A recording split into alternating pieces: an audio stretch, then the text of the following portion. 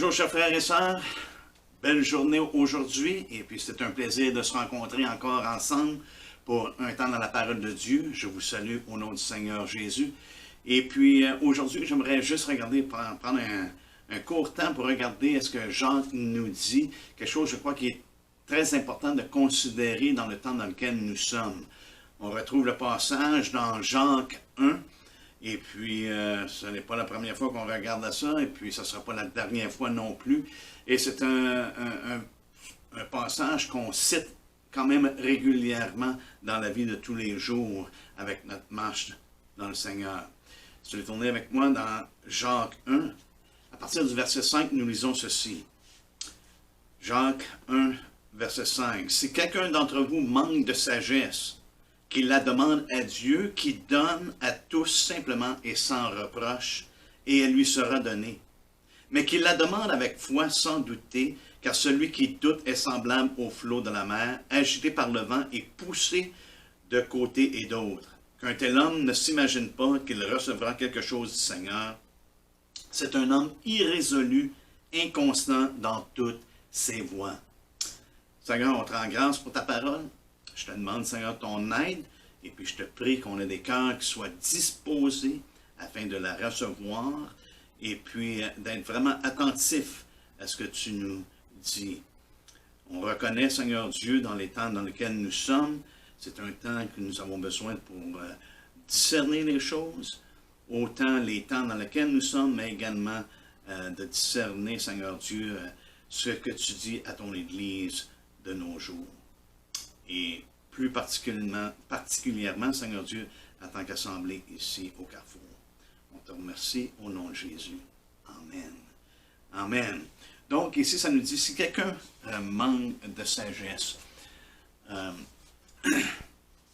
sagesse a sa demeure,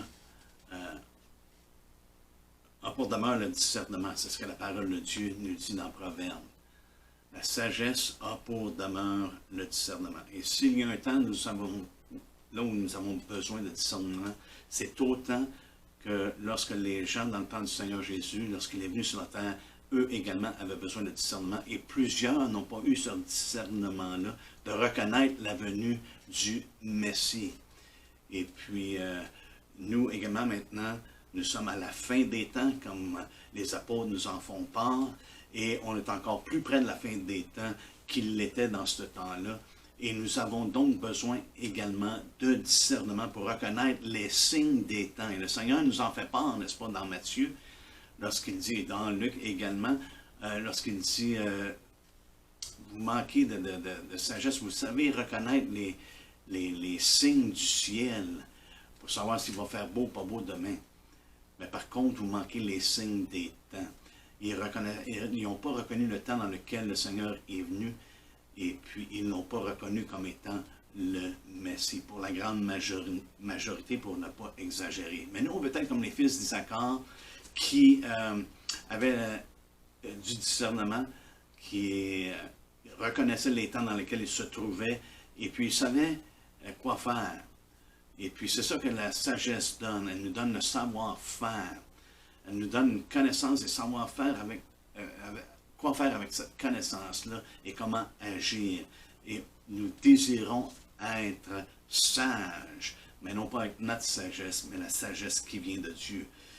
Jésus nous fait part également lorsqu'il parle de la fin des temps, dans le temps dans lequel nous nous trouvons, dans Matthieu 24. Vous allez juste tourner avec moi dans Matthieu 24.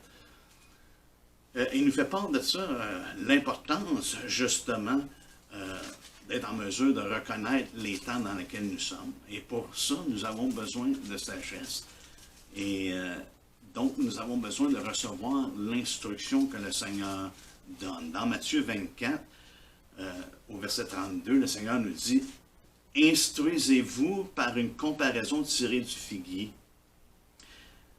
Dès que ses branches deviennent tendres et que les feuilles poussent, vous savez que l'été est proche. » Vous pouvez discerner. Comment? En examinant le figuier. Quand tu vois ces branches qui deviennent tendres, les feuilles poussent, vous savez que l'été est proche. De même, quand vous verrez toutes ces choses, sachez que le Fils de l'homme est proche à la porte. Donc, il est important, frères et sœurs, d'être instruits pour ça, pour en tirer sagesse, pour reconnaître les temps dans lesquels nous sommes. Et on voit que ce que le Seigneur a mentionné, on est en train de voir ces choses-là qui sont en train de s'accomplir, et on sait que le Seigneur est proche. Et c'est à nous d'être attentifs, c'est à nous de garder les yeux à la bonne place, nos cœurs à la bonne place également, afin de reconnaître et de continuer de marcher avec le Seigneur et d'être prêt pour son retour. On veut recevoir l'instruction, n'est-ce pas? Mais ce passage-là également ne parle pas simplement d'avoir ce discernement-là, d'avoir de la sagesse pour reconnaître les choses qui sont à la fin, aussi important que cela est. Mais je pense également que Jacques nous fait part de cette sagesse-là que nous avons besoin afin d'être en mesure de discerner les directives de Dieu pour nos vies, mais également pour l'Assemblée en tant qu'Église, d'être en mesure de discerner ce que le Seigneur dit et qu'est-ce qu'il s'attend de nous et la direction qu'il nous donne, qu'est-ce qu'il veut que l'on fasse et comment le faire. On vit des moments en ce moment à l'Assemblée dont nous avons besoin de directives. Nous avons besoin, frères et sœurs, de chercher Dieu, de chercher et de demander à Dieu pour sa sagesse. Donc, c'est de réaliser.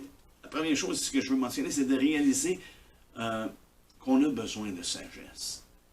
Trop souvent, on a la tendance de s'appuyer sur notre propre sagesse, plutôt que d'aller à Dieu et de lui demander de nous remplir de sa sagesse, de nous faire connaître sa sagesse. Et puis, ici, ce n'est pas une mauvaise chose.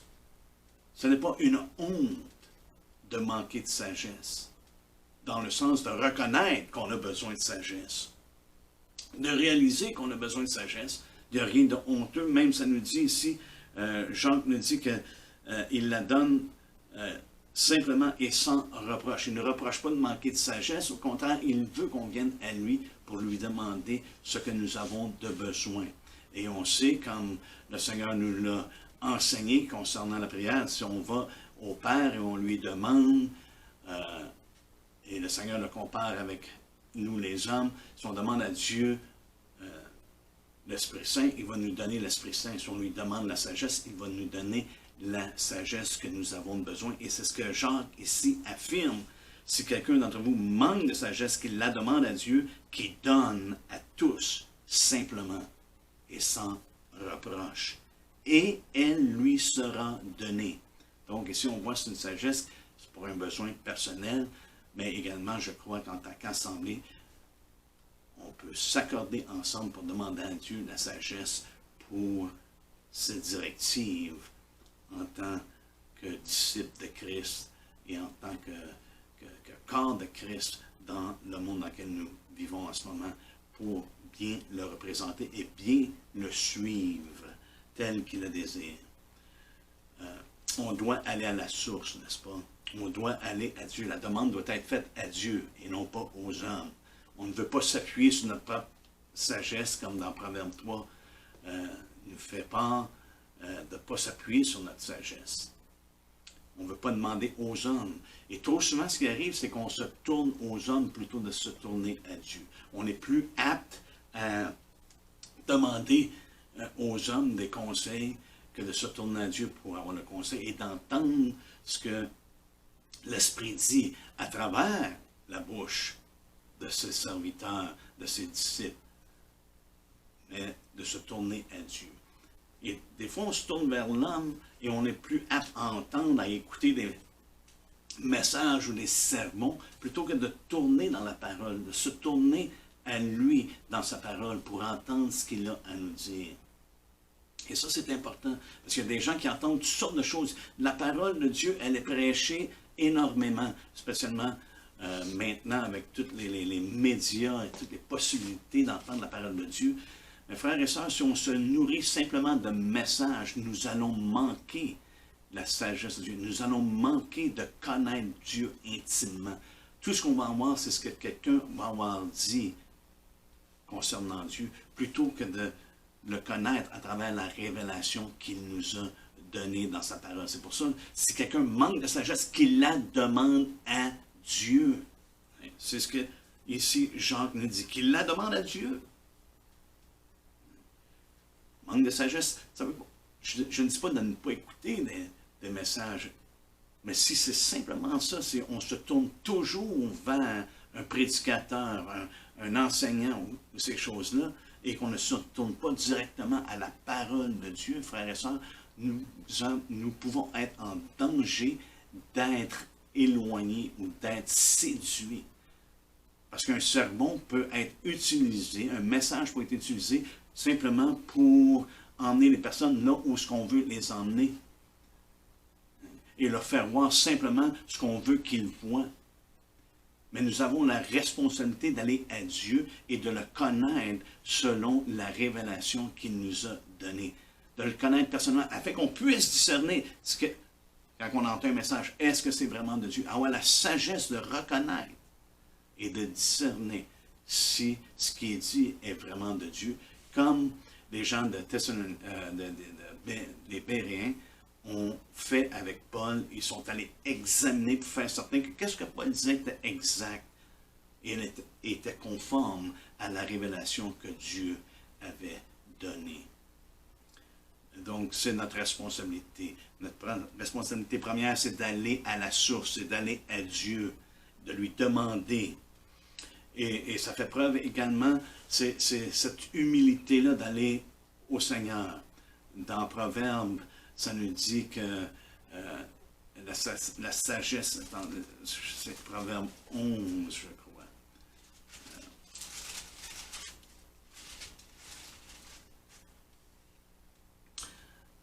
11.2, ça nous dit, quand vient l'orgueil, vient aussi l'ignominie, mais la sagesse est avec les humbles. Dieu accorde à ceux qui lui demandent, ceux qui s'humilient devant lui demander la sagesse, il leur accorde.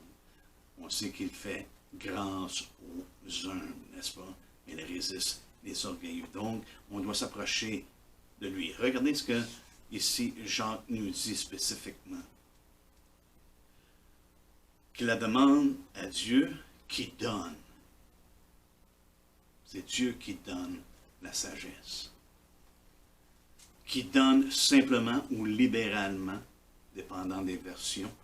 Le terme qui est utilisé a cette connotation-là que Dieu ne donne pas juste un petit peu, mais il donne libéralement. Simplement, ce n'est pas compliqué, on n'a pas besoin d'avoir une demande qui dure 5 minutes.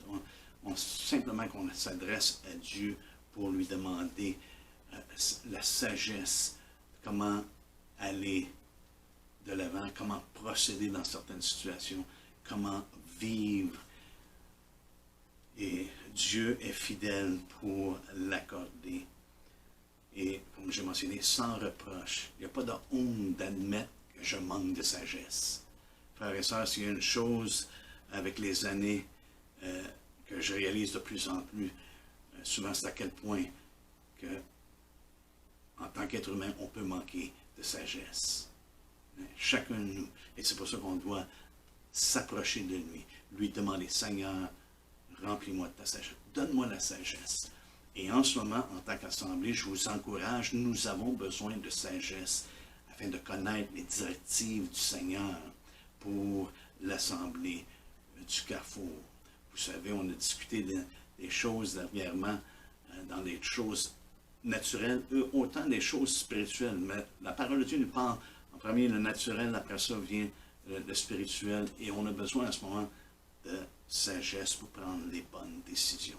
Et ceux qui vont être impliqués dans ce processus-là, que vraiment ils s'appliquent à demander à Dieu la sagesse, qu'il la donne.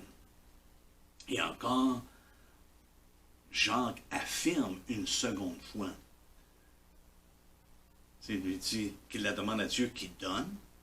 Et après ça, il dit, et elle lui sera donnée. Il y a une garantie lorsqu'on demande à Dieu la sagesse. Dieu nous donne ce qu'on lui demande. Il nous donne la sagesse. Donc, c'est sans reproche. Il faut aller à Dieu, parce que Dieu la donne, et comme Daniel nous fait part que la sagesse appartient à Dieu. Si vous voulez regarder ça à votre propre temps, dans Daniel 2, à partir du verset 20 à 22, il parle justement que la sagesse vient ou elle appartient à Dieu. Donc, on le voit que le Seigneur a fait ça à maintes reprises. Il a donné de la sagesse à des hommes pour certaines tâches spécifiques. On pense à Batzalel et Oliab qui ont reçu la sagesse, que Dieu leur a donné la sagesse, qu'il a mis en eux la sagesse. On pense à Salomon, que Dieu lui a donné la sagesse. Et c'était pour exécuter sa volonté. Lorsqu'on parle de recevoir la sagesse, ce n'est pas pour s'enfler la tête. Ce n'est pas pour avoir un cœur enflé. C'est pour avoir la connaissance, l'intelligence de marcher dans la volonté de Dieu, d'accomplir la volonté de Dieu. Il n'y a aucune autre sagesse en comparaison, n'est-ce pas? Il n'y a pas d'autre sagesse en comparaison de celle de Dieu. Et on va avoir la sagesse afin de faire comme Noé, de faire comme Moïse, qui ont obéi à Dieu et qui ont bâti selon... Noé a bâti l'arche, il l'a fait selon le modèle que Dieu lui a donné. Et Moïse a bâti le tabernacle, il l'a fait selon le modèle que Dieu lui avait montré. Et nous, pareillement, le Seigneur est en train de bâtir son Église. Et en tant que participants, nous désirons avoir la sagesse afin de travailler avec lui. Le travail dans le Seigneur n'est pas vain aussi longtemps qu'on le fait selon la révélation qu'il nous a donnée. Job nous fait part que la sagesse, il demande la question où demeure la sagesse? Et il nous fait part que la sagesse, elle a son origine en Dieu. Et là, sa demeure et son origine en Dieu, son entité, c'est la crainte de l'Éternel. Il nous dit que la crainte de l'Éternel, dans Job 28 et 28, que la crainte de l'Éternel est la sagesse. Si je me souviens bien, c'est la façon que c'est écrit dans Job 28. Job 28, ça nous dit, puis il dit à l'homme, voici la crainte du Seigneur, c'est la sagesse. S'éloigner du mal, c'est l'intelligence. La crainte du Seigneur, la crainte de l'Éternel, c'est la sagesse. Ce n'est pas simplement le commencement de la sagesse, mais c'est la sagesse. Pourquoi?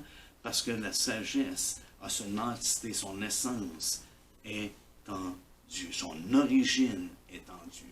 Il n'y a pas de sagesse en dehors de Dieu en tant que tel. Et c'est pour ça, plus loin, dans Proverbe 21, ça nous dit qu'il n'y a pas de sagesse contre l'Éternel. Il n'y a rien qui se compare à la sagesse de Dieu. Proverbe 21, 30, ça nous dit, il n'y a ni sagesse, ni intelligence, ni conseil en face ou contre l'Éternel. Il n'y a rien qui se compare. Pourquoi? Parce que la sagesse vient de Dieu, c'est lui qui la donne, elle a son origine en lui. Regardez ce que Jean nous dit. On doit demander à Dieu, mais on doit le demander avec foi.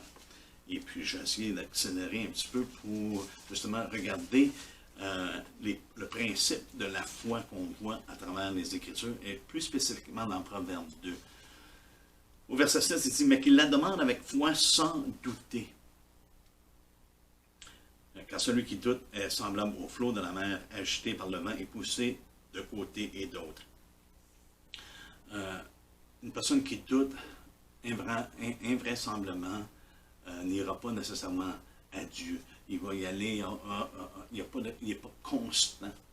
Il est inconstant, irrésolu, selon ce que Jean nous dit. Mais une personne qui a la foi vient avec assurance devant Dieu, sachant qu'il va recevoir ce qu'il demande. Parce que ce n'est pas dans un but charnel pour être enflé, mais simplement d'accomplir la volonté de Dieu. lorsqu'on cherche Dieu, qu'on cherche à faire ce qui lui plaît, le Seigneur nous donne libéralement, simplement, ce que nous avons besoin et ce qu'on lui demande. Et ici, on parle de sa sagesse. On va reconnaître ce que Dieu dit à travers sa parole. Et nous allons être remplis de sa sagesse. Mais dans Proverbe 2, on voit la disposition de la foi. Et c'est ce que je veux énumérer, c'est plutôt les principes qu'on l'on retrouve dans ce passage, dans les 6 premiers versets. Verset 6 nous fait part que l'Éternel donne la sagesse. On a déjà mentionné ça. L'Éternel est celui qui donne la sagesse. Donc c'est à lui qu'on doit venir, et on doit venir et demander avec foi. Et on voit les principes de la foi. Comment est-ce que la foi agit? Comment est-ce qu'on vient à lui? On vient venir avec une assurance. On vient à lui avec une certitude. Mais également, on vient à lui avec cette disposition-là. La foi elle a une disposition envers Dieu. Elle a une disposition envers sa parole, envers ce qu'il nous dit. Donc, les principes qui sont impliqués ici, ce qu'on voit, les verbes qui sont utilisés, nous donnent une idée, un aspect de la foi. Comment est-ce que la foi agit? Comment est-ce que la foi est disposée envers Dieu? On va commencer au verset 1, Proverbe 2, verset 1. Ça nous dit, « Mon fils, si tu reçois mes paroles, et si tu gardes avec toi. » On va lire les 6 premiers versets, parce qu'il nous fait part que c'est l'Éternel qui donne la sagesse. « Si tu reçois mes paroles, si tu gardes avec toi mes préceptes, si tu rends ton oreille attentive à la sagesse, si tu inclines ton cœur à l'intelligence, oui, si tu appelles la sagesse, si tu élèves ta voix vers l'intelligence, si tu la cherches comme l'argent, si tu la poursuis comme un trésor, alors tu comprendras la crainte de l'Éternel et tu trouveras la connaissance de Dieu, car l'Éternel donne la sagesse, de sa bouche sortent la connaissance et l'intelligence. Jean nous dit, c'est un homme, si quelqu'un manque de sagesse, qu'il la demande à Dieu. Ici, on voit ici la foi qui est active. Et comment est-ce que Salomon aussi nous fait part qu'une personne doit être premièrement réceptive. On doit être réceptif à la parole de Dieu. La foi est réceptive à ce que Dieu dit. Une personne qui vient à Dieu doit être réceptive, doit être en mesure d'écouter, doit être en mesure de recevoir ce qu'il a à dire et non pas ce qu'on veut nécessairement entendre.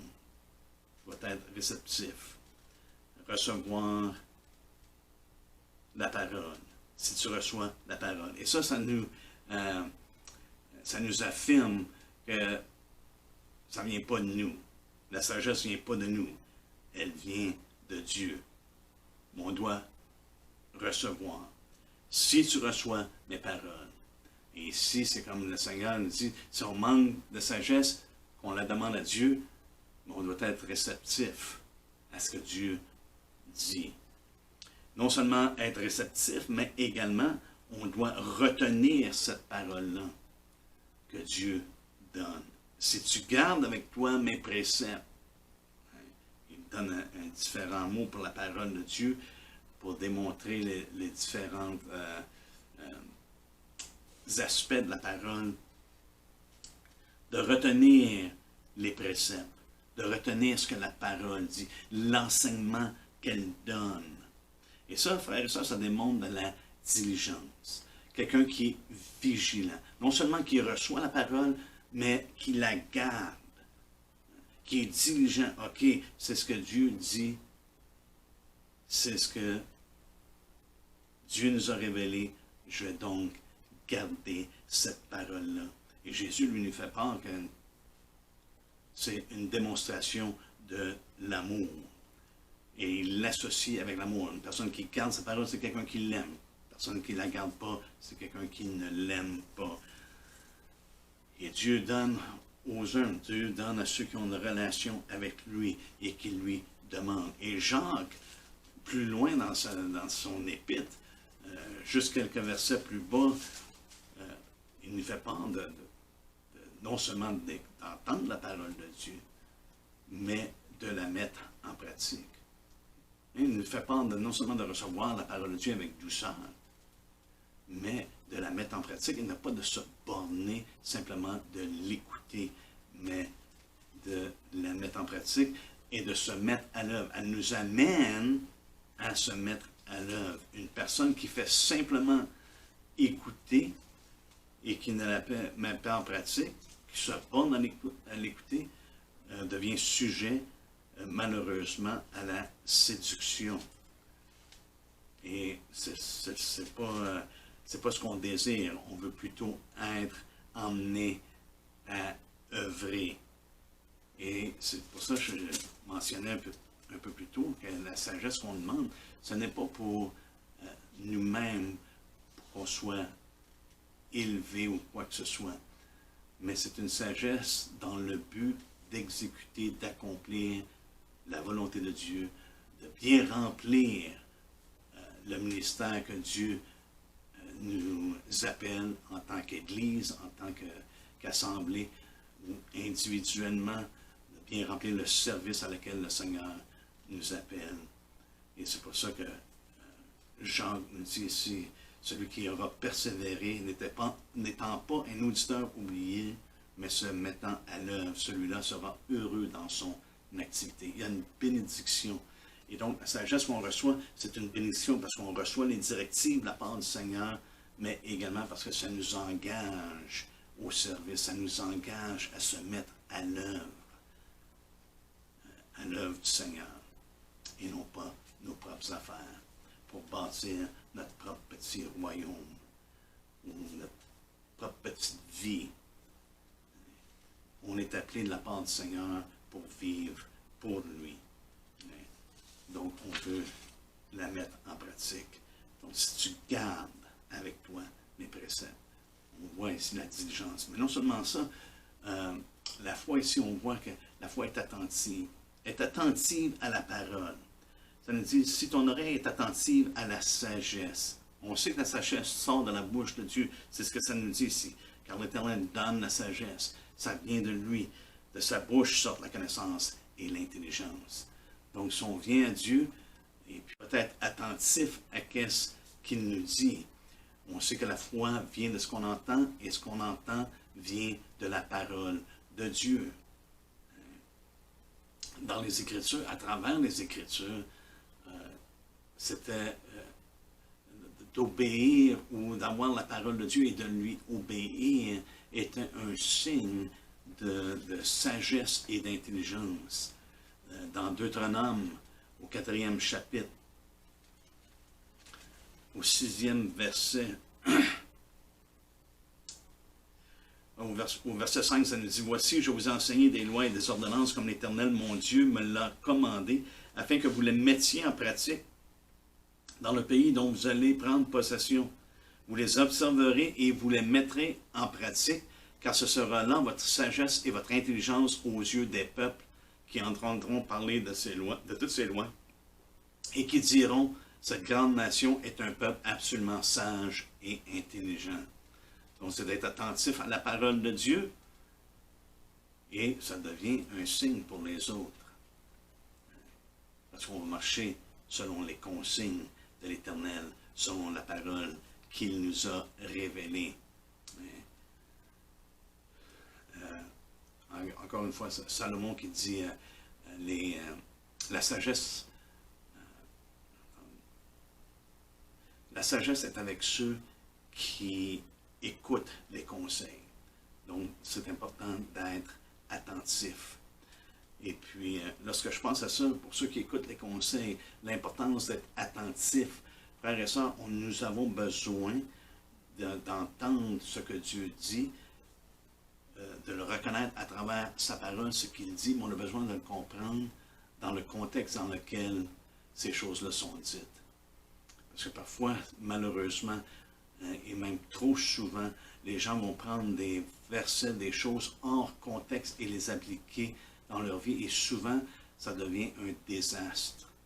Et puis, les gens vont souvent se heurter, ils vont être frustrés et même parfois même en colère envers Dieu parce qu'ils sont pris un verset et la chose n'est pas arrivée telle qu'ils pensaient qu'elle allait arriver.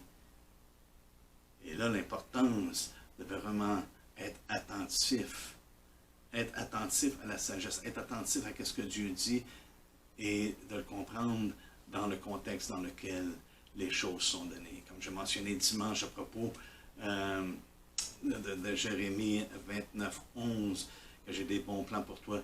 Lorsqu'on le regarde dans le contexte dans lequel c'est donné, il parle que Dieu allait encore une fois délivrer Israël de la captivité dans laquelle il se trouvait et qu'il allait les restaurer, qu'il y avait un futur pour eux. Maintenant, il y a une application pour nous. On sait que Dieu a un futur pour nous. On sait que Dieu a des bons plans pour nous. Mais il faut faire attention pour ne pas prendre des versets, justement, et les appliquer personnellement dans tous les cas. La même chose avec le geôlier, le geôlier plutôt, qui a reçu la parole du Seigneur à travers Paul, qui a dit que toi et ta maison sera sauvée. Et souvent, on applique ce passage-là pour toutes nos familles, mais ce n'est pas toujours le cas, parce que si on prend en considération ce que Paul a dit aux femmes concernant une femme qui est mariée à un non-croyant, et s'il la quitte, s'il la laisse, il dit elle n'est plus liée. Et là, il demande, il dit, que sais-tu, femme, si tu vas sauver ton mari? Donc, on voit que Paul n'a pas appliqué ce qu'il a dit au geôlier, nécessairement, généralement, aux femmes auxquelles il s'adressait dans le livre des Corinthiens, dans son épître aux Corinthiens. Donc, c'est très important d'être attentif à la parole de Dieu et de la recevoir dans le contexte qu'elle est donnée, de s'assurer que ça s'applique bien. Encore une fois, on peut donner un autre exemple en ce qui concerne même la guérison. Souvent, les gens vont dire en tout temps, Dieu guérit. Bien, si la personne n'est pas guérie, c'est parce que c'est un manque de foi, soit de leur part, soit de notre part, et ces choses-là. Mais ce n'est pas l'enseignement qu'on voit dans les Écritures. Paul a laissé des personnes malades à Milète, une personne en particulier. Même Épaphrodite avait été guéri de la part de Dieu, et Paul ne dit pas « Ah, hey, on a réclamé la guérison, et parce que c'est garanti, Dieu guérit, nous avons la puissance, nous avons la foi de guérir en tout temps. » Non, Dieu dit qu'il a eu pitié d'Épaphrodite. Et également, il a eu pitié d'eux afin qu'il n'y ait pas tristesse sur tristesse. Donc, l'importance de bien être attentif à la parole et dans le contexte dans lequel elle est donnée. Donc, on doit avoir une oreille pour entendre ce que l'Esprit dit. Ici, il continue dans Proverbe 2, on va achever rapidement. Ça nous dit, si tu inclines, au verset 2, si tu rends ton oreille attentive à la sagesse et si tu inclines ton cœur à l'intelligence.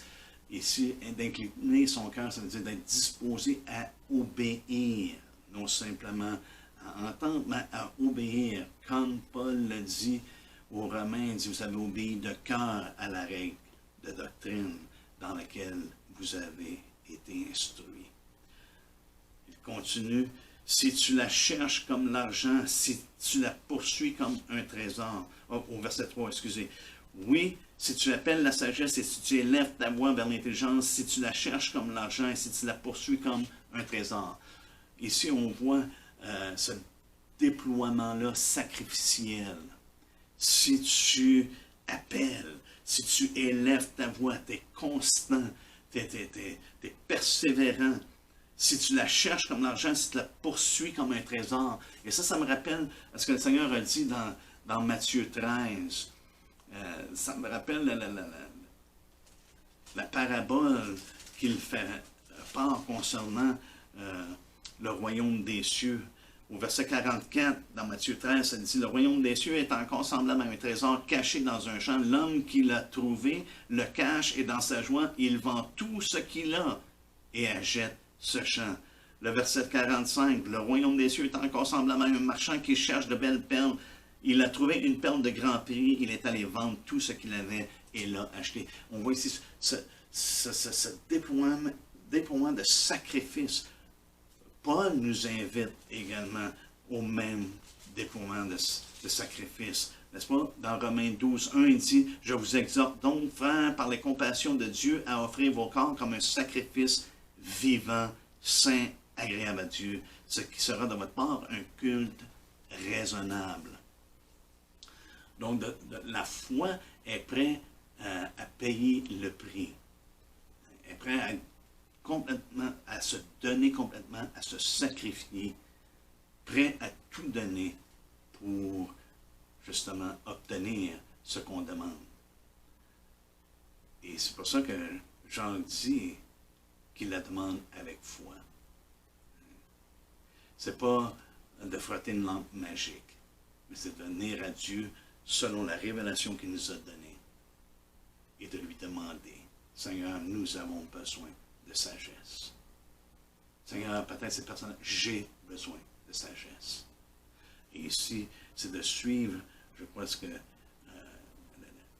l'exemple qui nous est donné dans la parole de Dieu ici, la disposition de la foi, de venir à Dieu avec confiance, et d'appliquer ces principes-là, de recevoir, de garder, d'être diligent, d'être vigilant, d'être attentif, de vraiment incliner nos cœurs, d'être obéissant, de dire, je vais faire plier ma volonté, je veux faire ta volonté, Seigneur Dieu, j'ai besoin de ta sagesse.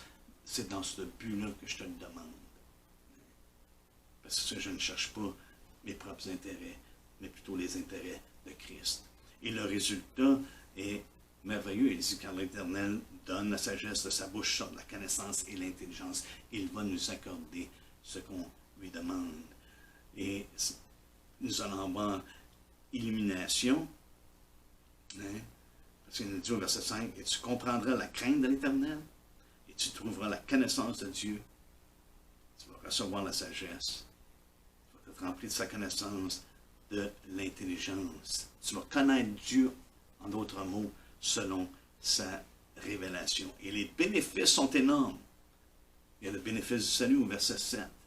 Il y a le bénéfice de la protection, encore une fois, au verset 7, jusqu'au verset 11. Et vous pourrez lire ça à la maison et simplement méditer là-dessus. Et également, il y a la délivrance de la voie du mal, et à partir du verset 12 jusqu'au verset 15, et à partir du verset 16, on a la délivrance de l'immoralité et de l'infidélité. Et vous pouvez aller jusqu'à la fin du chapitre. Donc, il y a des bénéfices. Et c'est pour ça que nous avons besoin de la sagesse de Dieu dans le temps dans lequel nous sommes, et également pour les directives concernant l'Assemblée du Carrefour. Mais c'est tout pour aujourd'hui. Et puis, que le Seigneur vous bénisse. Et prenez le temps vraiment de le chercher, non seulement en écoutant des messages, mais surtout en plongeant les regards dans la parole de Dieu, afin de recevoir de lui selon ce qu'il nous a révélé. Soyez abondamment